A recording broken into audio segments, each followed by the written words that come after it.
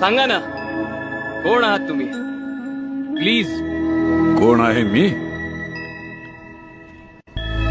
चंद्राच्या नुसत्या पूर्णत्वानं सागराच्या हृदयाला भरती आणणार गुरुत्वाकर्षण आहे मी.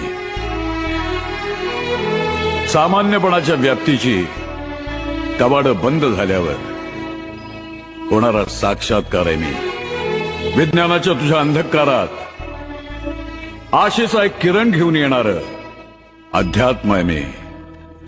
तुझं विज्ञान हे जग कसं निर्माण झालंय सांगत असेल, तर माझं अध्यात्म हे विश्व का निर्माण झालं हे सांगतं.